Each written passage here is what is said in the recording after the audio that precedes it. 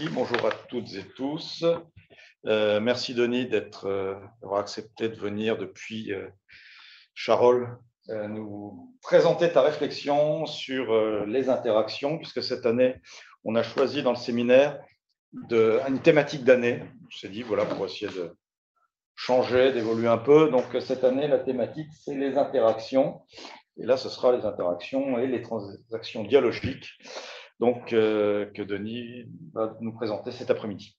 Voilà, la prochaine fois, nous aurons un collègue roumain qui nous présentera ces questions d'interaction, plus dans un domaine sociopolitique, pour dire les choses rapidement, mais vous verrez sur le site du Dilemme une présentation de son intervention, et puis bon, on aura d'autres conférenciers qui viendront tout au long de l'année nous présenter leur réflexion sur ces questions-là. Voilà, écoute Denis, merci, à toi la parole. Tu nous as dit que tu interviendrais 45 minutes, et puis après, on aurait du temps pour les débats et échanger un petit peu à partir de tout ce que tu nous auras dit. C'est cela. Merci. Oui. Bonjour, donc bonjour aux présents et puis ceux qui nous suivent par Internet, ce que je faisais du fin fond de ma Bourgogne, et j'ai grand plaisir à être là parmi vous présentement. Je voulais remercier Amda et Jean-Pascal pour leur aimable invitation, et j'ai un intérêt à venir à Grenoble à chaque fois, d'autant plus qu'il fait très beau. Bon, alors, ce que je vous propose de faire, c'est au maximum 45 minutes, une intervention qui va peut-être vous paraître un peu abstraite, mais qui va fournir un cadre général d'analyse de l'action et puis du dialogue, parce que mon objet présent, c'est le dialogue. Ensuite, donc, nous aurons une séquence de questions qui nous permettra éventuellement, si vous le souhaitez, de voir comment ceci peut s'appliquer à certains types de dialogues, tels les discussions à visée philosophique. Donc, je commence par cette partie un peu abstraite et théorique, mais qui me semble indispensable. Donc, l'idée, c'est de parler de l'action en général. Et pourquoi? Pour rendre compte des interactions et des transactions dialogiques, c'est-à-dire la complexité du phénomène dialogique. Alors, j'utiliserai un plan relativement simple. Je commencerai par situer mon type d'interrogation, que j'appellerai le paradigme actionnel. Et je montrerai en quoi la question de l'action, au début du siècle, s'avère fondamentale pour les analyses, en particulier les analyses concernant la communication. Donc, je ferai une première partie sur l'action. Comment peut-on définir l'action? Comment peut-on définir la personne comme agent de l'action? Comment peut-on définir la coopération, qui est le concept fondamental de la praxéologie, et comment on peut définir les différents types d'actions? Alors, je n'entrerai pas dans le détail parce que c'est un peu complexe, mais je distinguerai l'action commune et l'action conjointe parce que un dialogue est toujours une action conjointe. Et donc, ça me permettra ensuite de traiter du dialogue dans sa dimension interactionnelle et dans ses dimensions transactionnelles. Alors, je commence par le paradigme actionnel. Au début du dernier siècle, c'est-à-dire le XXe, s'est opérée une transformation de la réflexion philosophique qui consistait non plus à se fonder sur une conception représentationnelle traditionnelle, issue d'Aristote en particulier, mais d'introduire ce qu'on appelle le paradigme actionnel, qui consiste à faire de l'action la source de tout sens. Alors, cette approche paradigmatique actionnelle a inspiré deux orientations complémentaires, c'est-à-dire l'analyse pragmatique de l'usage du discours et plus généralement l'étude praxéologique des actions non discursives. Donc, à partir de l'aube du XXe siècle, on a traité la question du sens en termes d'action et non plus de représentation. Voilà la transformation paradigmatique fondamentale. Alors, ça a donné naissance à l'approche pragmatique. Alors, je ne rentre pas dans les détails, mais si vous voulez, on pourra y revenir. Longtemps, en particulier en France, la conception du langage était fondée sur une approche morphologique, syntaxique et sémantique. Et progressivement, s'est dégagée la nécessité d'une approche pragmatique. Alors, ça s'est fait, et ça, c'est pas assez souvent souligné, avec les logiciens, en particulier Gottlob Frege. Puis, les philosophes du langage ordinaire, Wittgenstein, Austin et Searle, qui ont donc mis en place une analyse pragmatique des phénomènes discursifs. Donc, ça a permis l'analyse informelle des divers usages du langage naturel en termes d'action.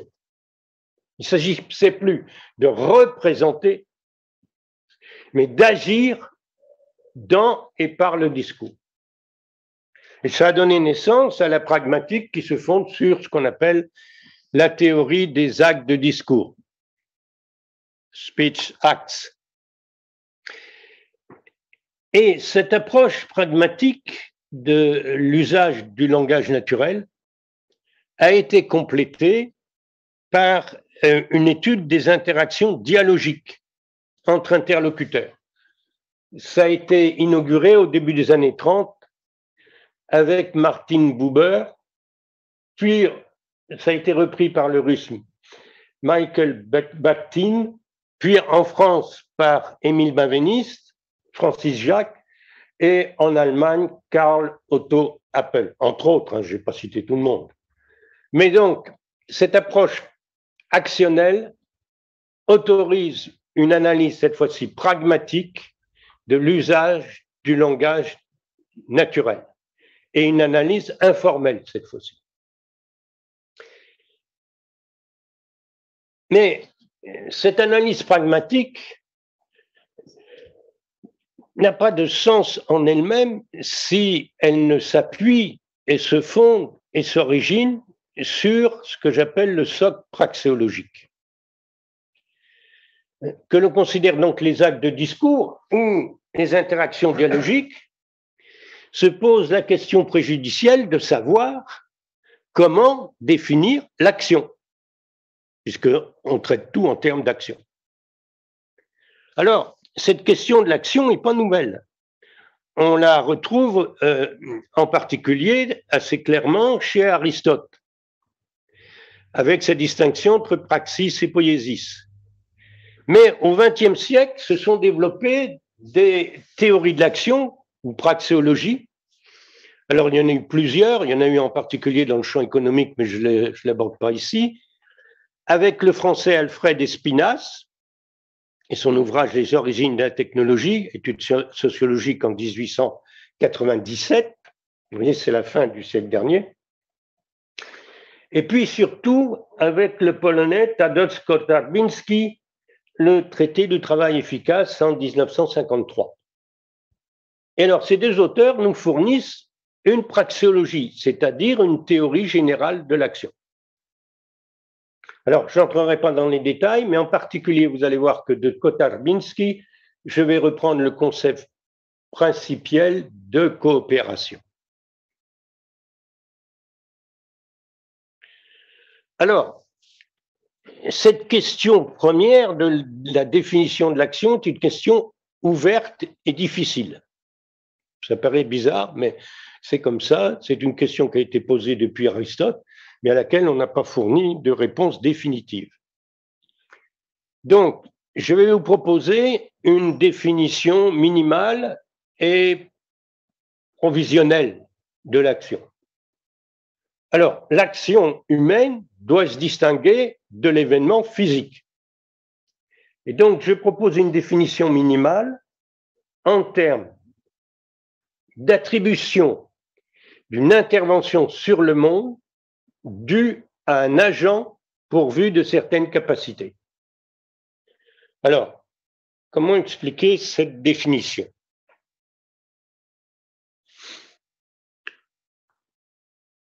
L'action consiste donc à une transformation de phénomènes physiques, modification de l'univers physique, mais en tant qu'elle est attribuée à un agent doué d'intelligence et capable de conduire et de contrôler son action. Alors, ça, c'est une définition générale qui ne vaut pas simplement pour l'agent humain. Ça peut valoir aussi pour certains agents physiques et en particulier pour des agents informatiques ou robotiques. Mais ça, je ne vais pas aborder la question aujourd'hui sous cet angle. Mais dès lors que vous pouvez attribuer une transformation physique à un agent doué d'intelligence et capable de conduire et contrôler son action, pour moi, c'est une action et non pas une simple transformation causale du monde. Alors, reste à définir l'intelligence, la conduite et le contrôle. L'intelligence, le terme d'intelligence ici s'entend pas tellement au sens français, mais au sens anglo-saxon, au sens d'information. Donc, l'intelligence va de l'aptitude à un simple échange informationnel avec le milieu dans lequel se produit l'action, à une capacité de représentation, de réflexion et de conceptualisation. Donc, l'agent intelligent, ce n'est pas nécessairement un être humain. Bon, cet agent intelligent doit pouvoir conduire son action, maîtriser le devenir de l'action. Donc, la conduite, c'est tout simplement la capacité d'engager et de maintenir l'action lorsque celle-ci se déploie dans le temps. Et là intervient la décision et la direction de l'action selon un but, une finalité, qui ne sont pas nécessairement conscients. Et est en jeu le caractère téléologique de toute action. Toute action se fait selon un but. Ce but n'est pas nécessairement conscient, ce but n'est pas nécessairement délibéré et il n'est pas nécessairement fixé ab initio. Il peut se produire en cours de route. Mais toute action a une finalité et est téléologique. Alors, reste un dernier élément pour caractériser l'agent, c'est le contrôle de l'action. Non seulement il doit être capable de conduire l'action, mais de la contrôler. Donc, il doit pouvoir la modifier, il doit pouvoir la rectifier, ou doit pouvoir l'interrompre. Et ceci passe par une décision volontaire et délibérée ou un simple processus d'homéostasie. Donc, vous voyez, je vous propose une définition minimale, mais qui peut valoir pour différents types d'agents. Là, je vais me centrer sur l'agent humain, mais ça peut valoir pour d'autres types d'agents, parce que c'est vraiment une définition minimale. Mais il convient de distinguer le simple événement physique d'une action. Alors maintenant, j'en arrive à l'agent humain, qu'on va caractériser comme personne. Et donc, on va distinguer l'agent humain d'un agent physique ou d'un agent robotique, par exemple. Alors, je vais caractériser l'agent humain par sa réflexivité, sa rationalité, sa finalité et surtout sa coopérativité. Alors, l'agent humain a une dimension réflexive. Alors ça, vous le voyez très bien dans la tradition philosophique. Il a une conscience de soi et il a une conscience des choses. Alors, la conscience de soi, c'est par exemple Descartes. Alors, pour moi, alors je ne peux pas rentrer dans les détails de l'analyse philosophique, mais pour moi, la différence de Descartes, la conscience de soi, elle résulte des possibilités intra- et interlocutives du discours. Elle n'est pas donnée abstraitement. Elle est le résultat d'un processus langagier, voire Émile Benveniste de la subjectivité dans le langage. Bon, de même, la conscience des choses dont parle par exemple Husserl dépend de l'usage référentiel des signes. C'est une intentionnalité sémantique. Ça veut dire, bon, là, je n'ai pas le temps de rentrer dans ces aspects philosophiques, mais ça veut dire que ces dimensions philosophiques traditionnelles, je les réinterprète en termes langagiers et actionnels. Alors, venons-en à la rationalité. Ça, c'est plus simple. La rationalité théorique se définit en général par la logique déductive. Alors, ça, c'est bien lorsque vous traitez du discours rationnel, mais c'est insuffisant lorsque vous traitez généralement de l'action. L'action ne relève pas essentiellement d'une logique déductive.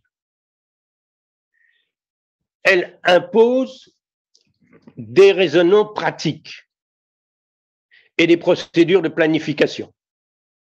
Donc, elle relève d'un autre type de logique, telle que, par exemple, la logique de l'abduction ou la logique de l'analogie. Alors, dans le champ logique et puis dans le champ informatique aussi, ont été développées ces logiques de l'abduction et de l'analogie, qui sont fondamentales pour comprendre l'action humaine.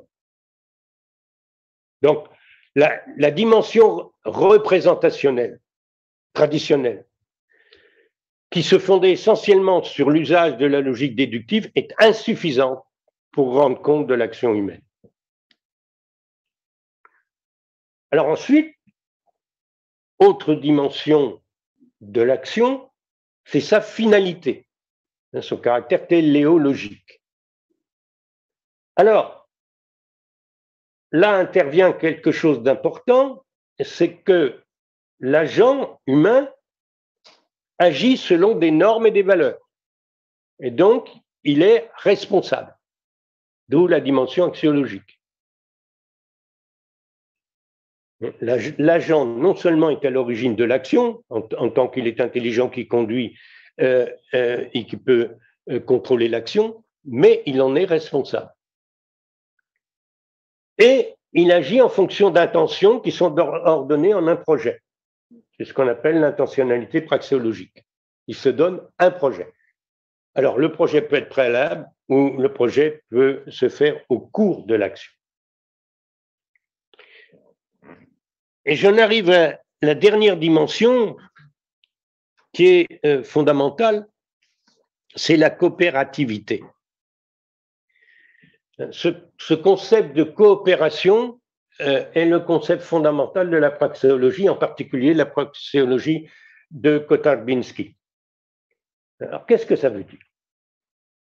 Ça veut dire que le sujet humain, en tant qu'agent, ne se constitue que dans son rapport dialogique à l'autre sujet, l'autre personne. C'est ce que j'appelle l'intersubjectivité. Il n'y a pas de sujet isolé. Donc, vous voyez qu'on est très loin du cogito cartésien. Et donc, le sujet se constitue dialogiquement avec son hôte comme personne, mais en plus, il se co-constitue comme co-agent dans une situation et un monde partagé. Et il est soumis au principe de coopération. La coopération est la dimension fondamentale de l'action humaine. Même l'action isolée, on va le voir, même l'action isolée dépend de cette coopérativité. Donc, on n'a pas de sujet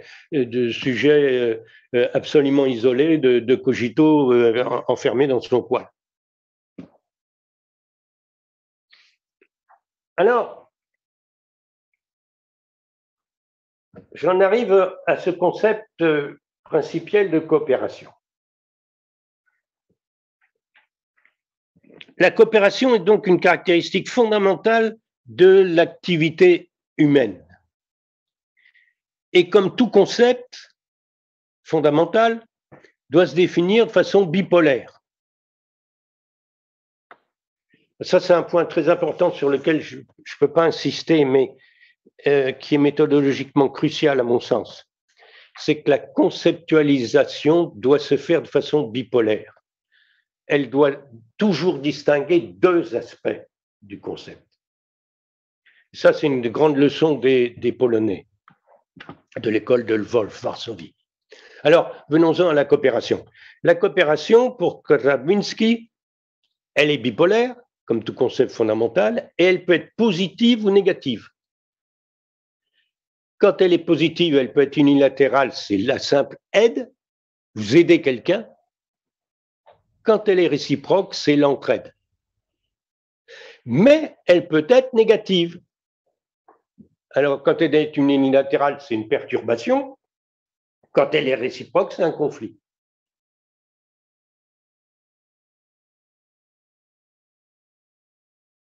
Alors, le dialogue s'appuie sur un principe dialogique de coopération, tel que, par exemple, Paul Grice le propose. Voilà ce que dit Paul Grice. Faites que votre contribution dialogique réponde à ce qui est exigé de vous au stade atteint par celle-ci, par le but ou la direction acceptée de l'échange parlé dans lequel vous êtes engagé. Autrement dit, dans tout dialogue, vous êtes appelé à coopérer avec l'interlocuteur pour faire avancer le but du dialogue.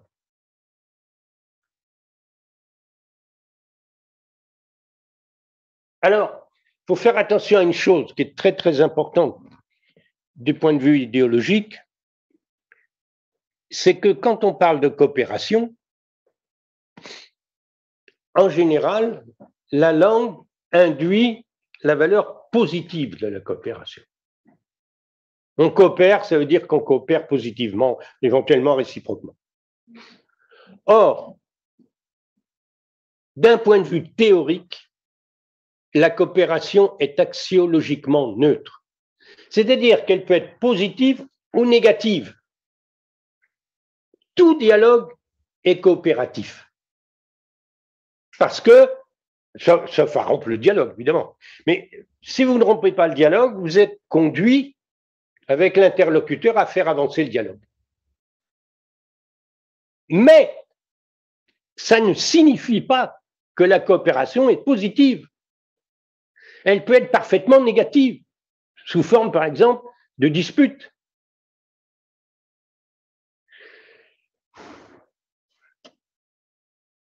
Le fonctionnement du dialogue est coopératif, mais ça ne veut pas dire que cette coopération est positive. Et ça, à mon sens, c'est une erreur grave d'Habermas, son étude de la discussion, qui croit que la finalité du dialogue, c'est la coopération positive, c'est-à-dire le consensus. Ça, c'est une conception idéologique erronée du dialogue. Le dialogue suppose une coopération, des règles qu'on doit suivre, mais ça ne suppose pas du tout le consensus. Ça peut être un parfait conflit. Et le conflit peut être positif. Alors, je n'ai pas le temps de rentrer dans les détails, mais il faut bien distinguer la bipolarité théorique du concept et puis ensuite son interprétation axiologique.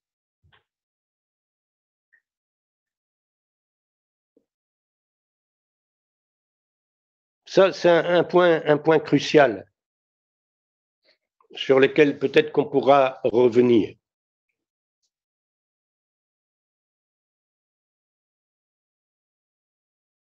Attends, j'arrive plus.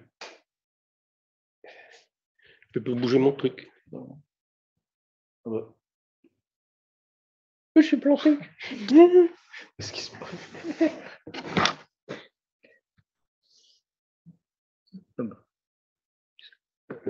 Voilà. J'espère que c'est le suivant. Bon, alors, donc, on a traité de la coopération qui est le concept fondamental de la praxéologie. Et on va arriver rapidement au type d'action. Alors, je ne vais pas rentrer dans les détails, mais je vais esquisser une analyse des différents types d'actions. Alors, vous voyez que de haut en bas, il y a une complexification des types d'actions. Et comme par hasard, on va aboutir à l'action conjointe. L'action la plus simple, c'est l'action singulière, c'est-à-dire l'action individuelle, l'action personnelle, l'acte isolé. Par exemple, jouer du piano seul. Là, vous êtes tout seul. Il n'y a pas de coopération directe. Ceci dit, comme je l'ai évoqué tout à l'heure, cette action singulière, isolée, personnelle, individuelle, n'a de sens que dans un contexte social. Il y a pas, donc, on n'est pas dans le cogito prisonnier de son poil. En dehors de cette action singulière, vous avez des actions collectives. Alors, c'est par exemple l'action plurielle. Un même but est imposé à un groupe. La stratégie est induite à tous. Les actes peuvent être différents. C'est par exemple un sauve qui peut. On a un même but, c'est sauver sa vie. Mais les actes peuvent être différents. Bon. On a des exemples parisiens, je ne sais plus si vous vous souvenez, au 19e, sur des incendies aux Galeries Lafayette qui manifestent bien ce problème. Mais vous avez des actions collectives qui sont plus coopératives, qui sont complémentaires. Par exemple, la stratégie est prédéterminée, les actes sont différents, mais les buts sont complétifs. Par exemple, lire un livre. Si vous lisez un livre, c'est une action qui peut paraître isolée, mais pas du tout, parce que ça fait partie d'une chaîne. L'auteur, l'éditeur, le distributeur et vous qui lisez le livre. Donc, vous êtes dans une relation de complémentarité avec d'autres types d'agents.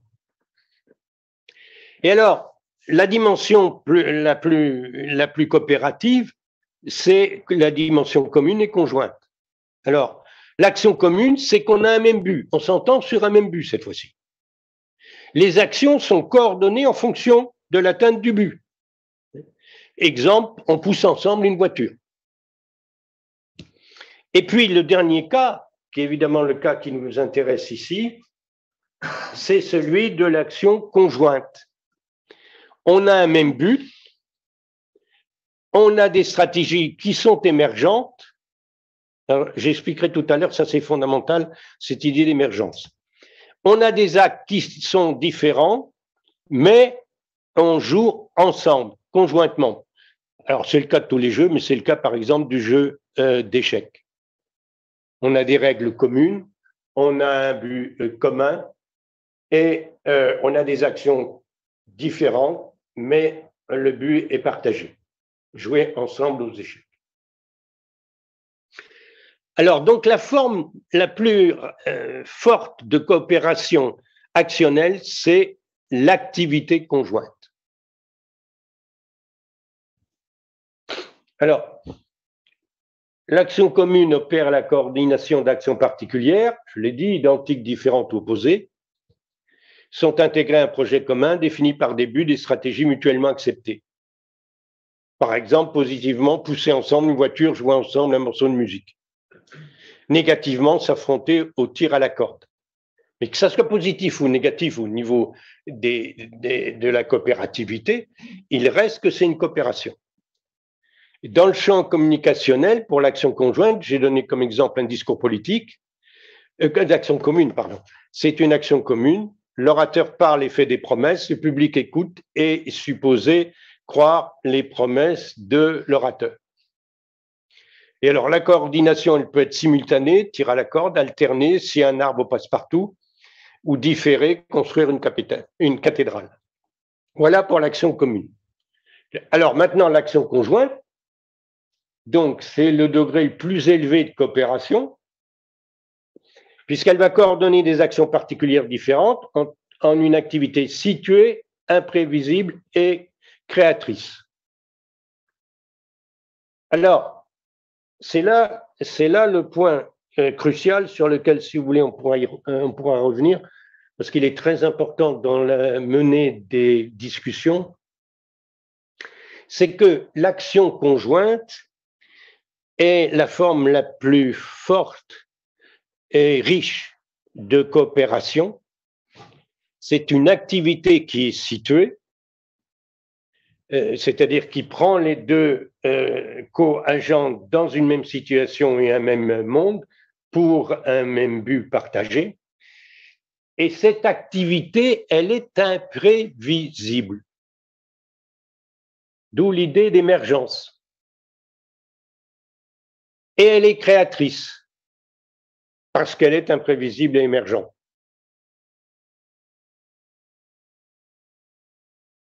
C'est-à-dire que vous ne pouvez pas prévoir ce qui va se passer.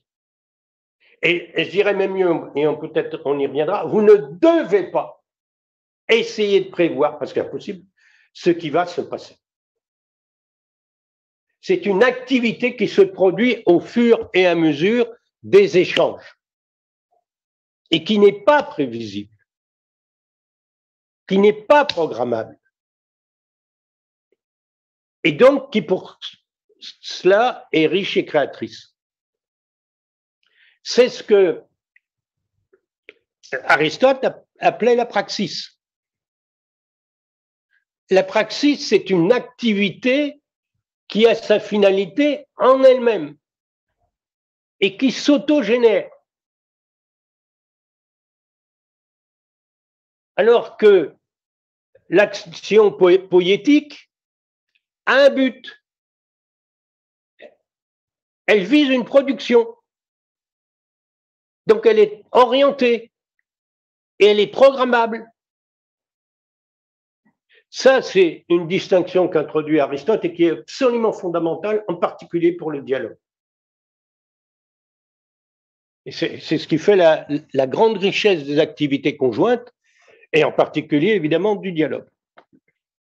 Alors, l'action conjointe, c'est le cas de nombreux jeux, tous les jeux de langage. Et dans le domaine communicationnel, le paradigme de l'action conjointe est le dialogue. De dialogue, c'est toujours une action conjointe coopérative, qu'elle soit positive ou négative, collaborative ou antagoniste. Et on peut considérer l'échange épistolaire comme une action conjointe, mais différée. Donc ça, c'est le point crucial pour comprendre praxéologiquement le dialogue. Le dialogue, c'est une action conjointe, imprévisible et créatrice, et qui a sa finalité en elle-même, et qui donc n'est pas programmable. On ne sait jamais comment se termine un dialogue. Il est ouvert, une activité ouverte, qui résulte de l'interaction des agents. Alors, une fois qu'on a ces données, on peut essayer de définir le dialogue.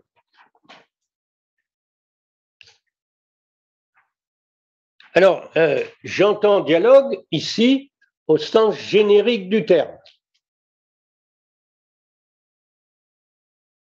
Ce que les anglo-saxons appellent conversation.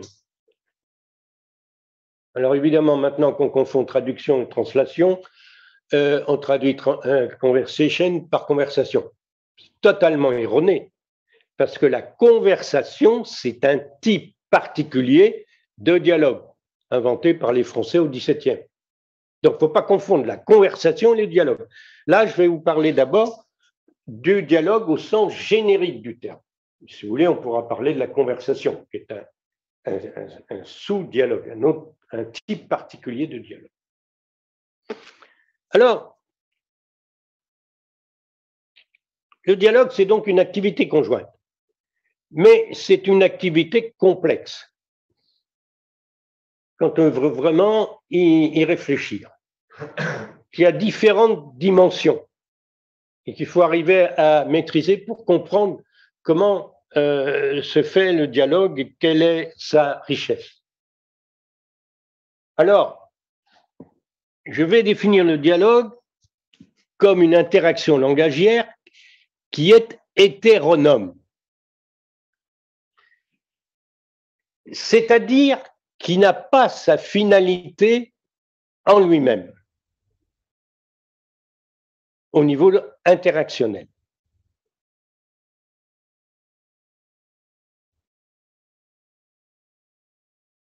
Donc, il convient de ne pas réduire le dialogue à l'interaction langagière.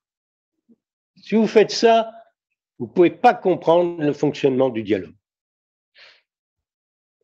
Alors, je dis donc que le dialogue se déploie en une interaction langagière hétéronome en ce qu'elle dépend de finalités transactionnelles à la fois intersubjectives et intramondaines. Alors, je vais expliquer parce que c'est des gros mots, mais en fait, ça permet de distinguer des dimensions du dialogue.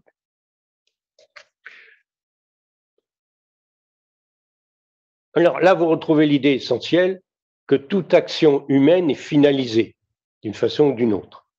Donc, le dialogue a une finalité. Alors, comment on peut analyser les choses? Là, vous avez le locuteur et le locutaire. Le cercle représente les échanges interactionnels, langagiers.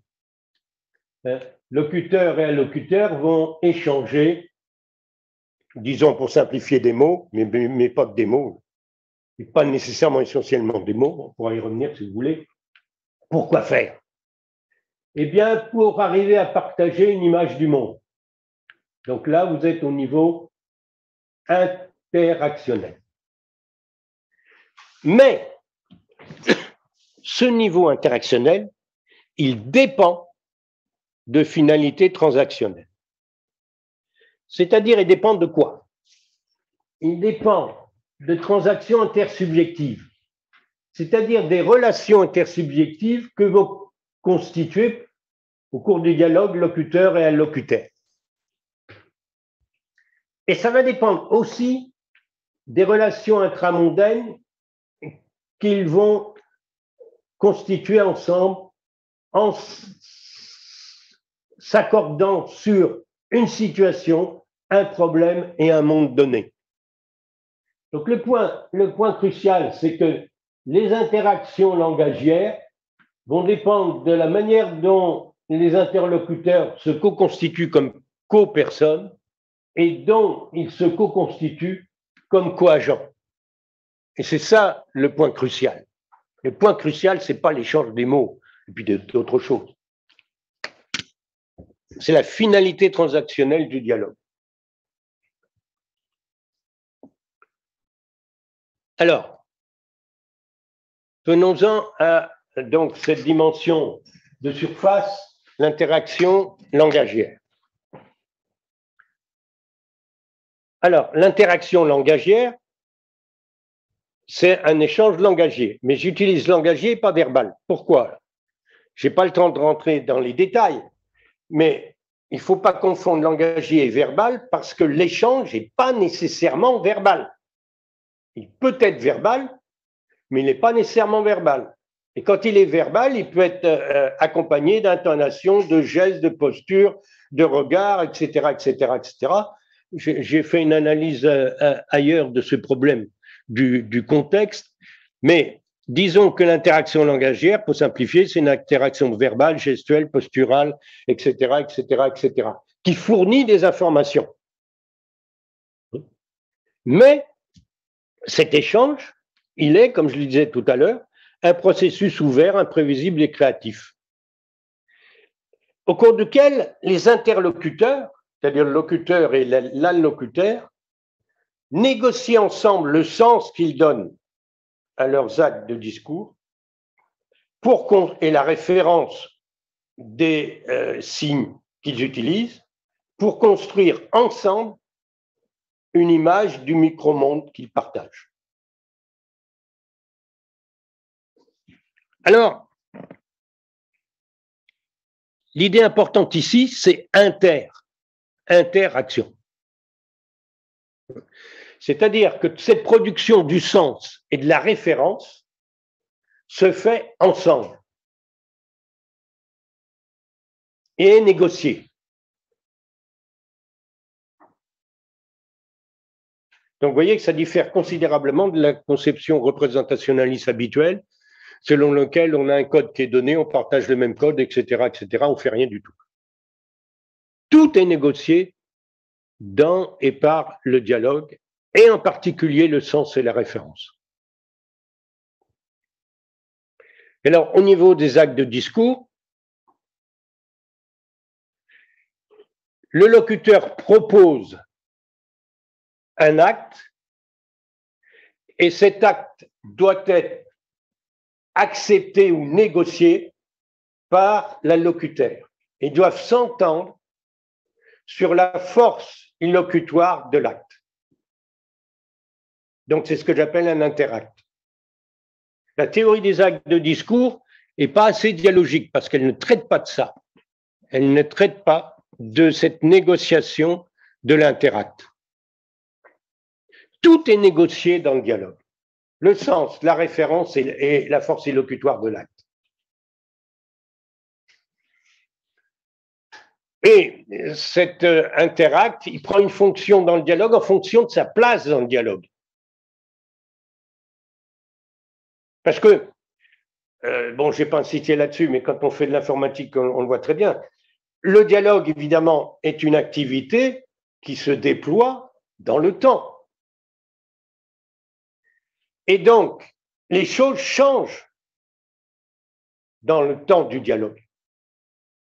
Et une assertion acceptée et négociée au début n'est pas la même que l'apparente même assertion acceptée et négociée ensuite.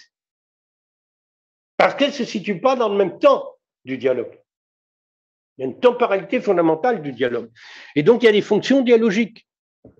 Par exemple, de l'assertion, pour simplifier. Une assertion, ça peut être une réponse, une réplique, une mise en cause, une mise en question, etc., etc., etc. Tout est négocié dans le dialogue et tout prend fonction en fonction de sa place dans le déroulement du dialogue. Et tout change. C'est ouvert et c'est changeant.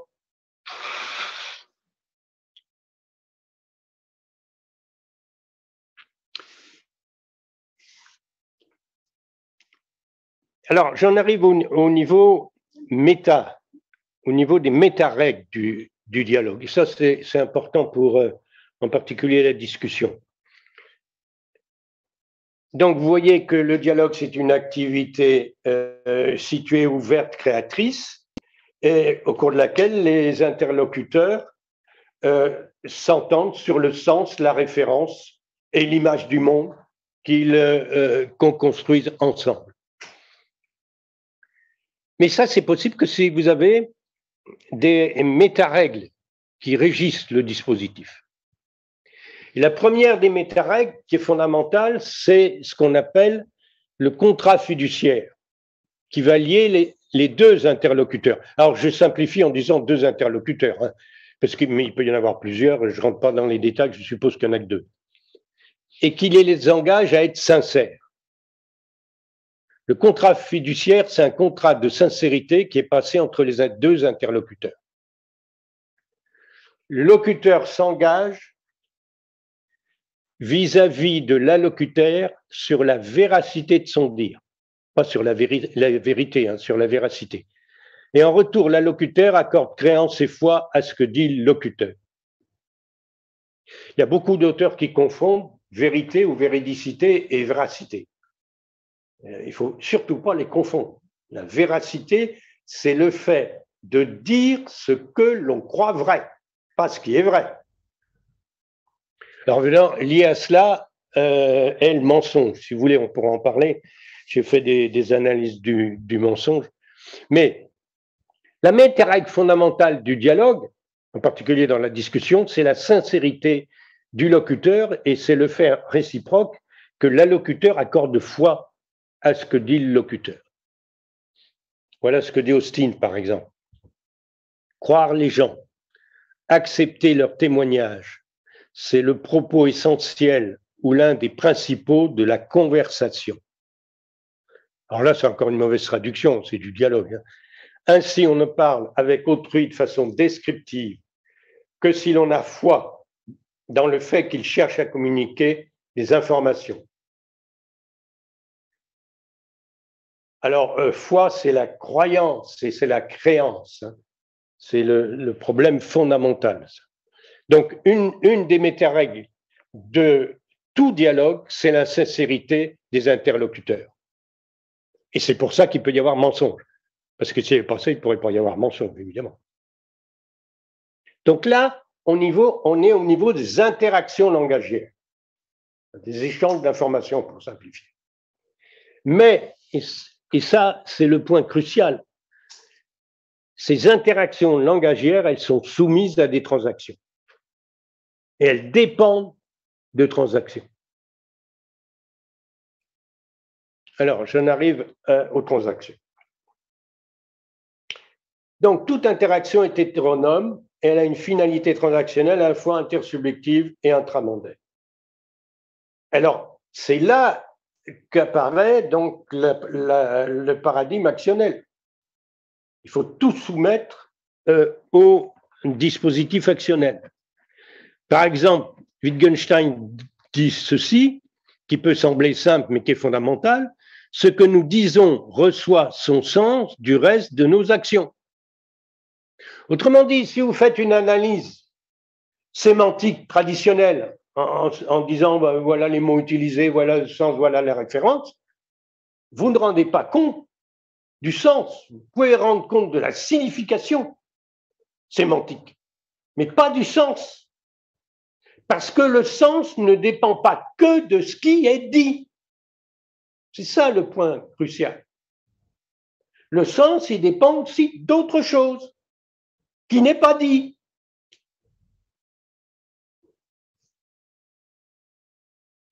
Alors, il y a deux types de transactions. Il y a une transaction intersubjective, comme on l'a vu tout à l'heure, qui consiste pour les interlocuteurs à se reconnaître mutuellement comme personnes dans leur dimension psychologique, sociale, institutionnelle, économique, idéologique, religieuse. Alors, ça dépend évidemment des contextes. On n'est pas obligé de se reconnaître dans toutes les dimensions.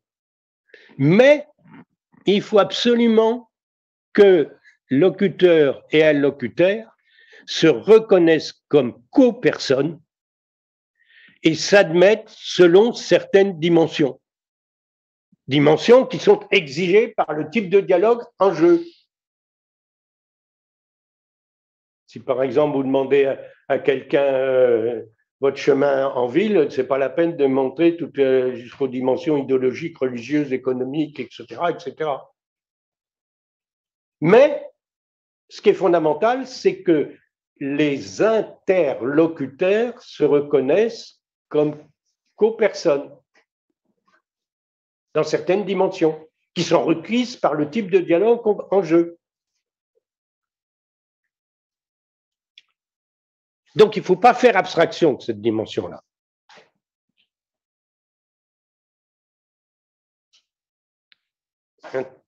Alors, cette transaction intersubjective, c'est-à-dire le fait que les interlocuteurs se reconnaissent comme personnes, est soumise, elle aussi, à une méta-règle. C'est ce que j'appelle le pacte de bienveillance. Le pacte de bienveillance impose aux interlocuteurs une mutuelle ouverture à l'autre et une sollicitude réciproque.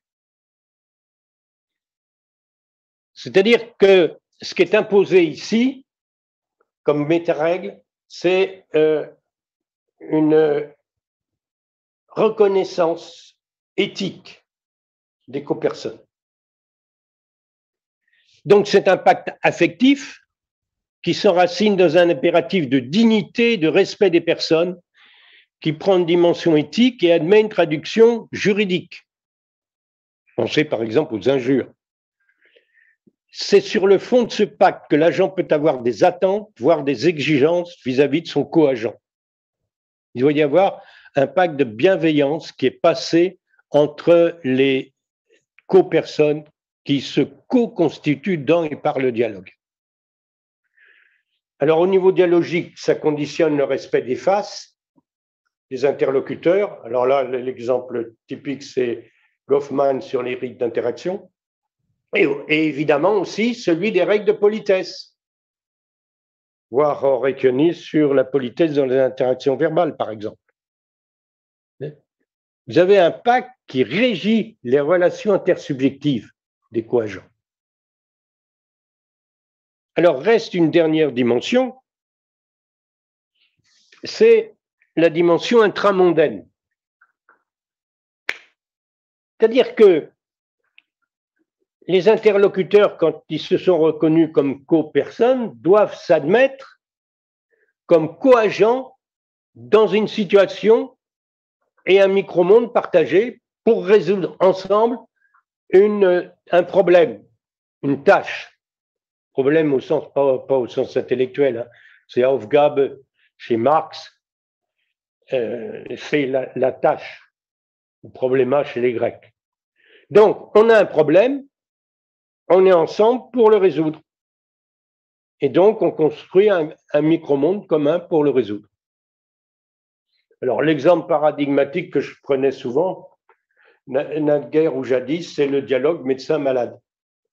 Là, il y a une finalité très claire. On voit quel est le problème et la transaction, elle consiste à faire le diagnostic et trouver une solution. C'est l'exemple le plus simple. Mais il s'agit ensemble d'agir sur le monde qu'on co-construit. Et alors on retrouve la praxis, voilà ce que dit Wittgenstein, c'est la praxis qui donne aux mots leur sens. Vous retrouvez toujours la même idée. Les mots ont des significations sémantiques, c'est dans le dictionnaire, etc., etc., etc. Mais leur sens n'est pas dans la signification. Il est dans le reste de nos actions, dans la praxis. C'est ça qui est important.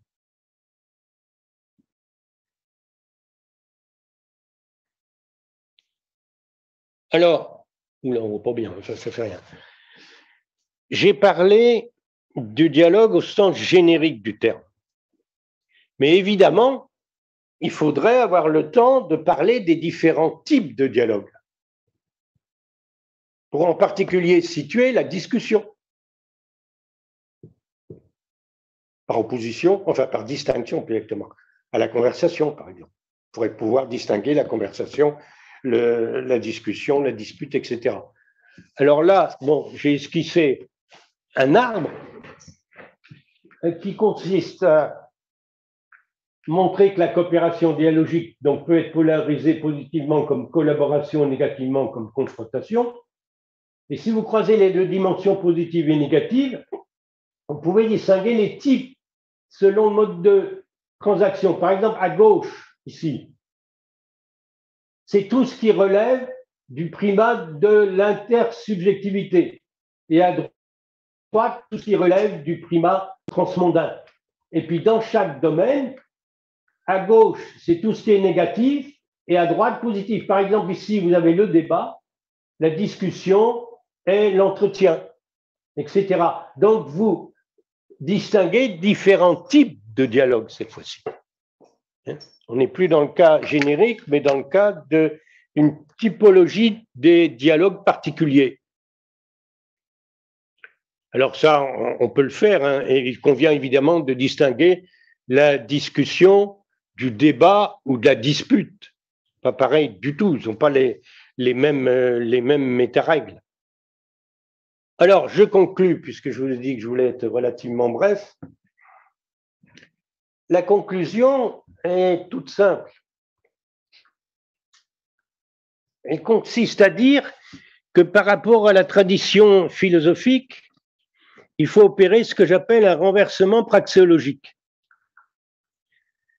C'est-à-dire subordonner la signification des échanges communicationnels de surface au sens praxéologique déterminé par la finalité des transactions intersubjectives et intramondaines.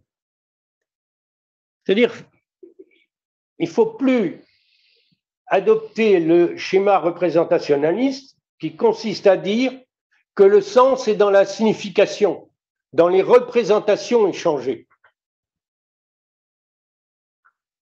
Mais voir que le sens qui est véhiculé à travers ces significations ne prend véritablement forme que si l'on inverse le schéma et qu'on assure la priorité au niveau actionnel, et en particulier au niveau transactionnel, au niveau des transactions intersubjectives, c'est-à-dire des relations subjectives entre les co-interlocuteurs, et au niveau aussi intramondain, c'est-à-dire des échanges actionnels dans le monde partagé, la situation partagée des auteurs. Donc il faut inverser le schéma et ne pas en rester au niveau représentationnel de surface.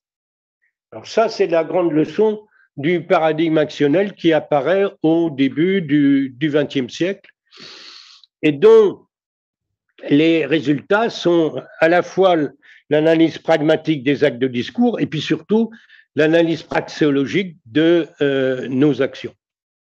Le dialogue est une activité conjointe dont la finalité n'est pas dans l'échange des significations, mais dans les relations que tissent les interlocuteurs comme co-agents et comme co-personnes.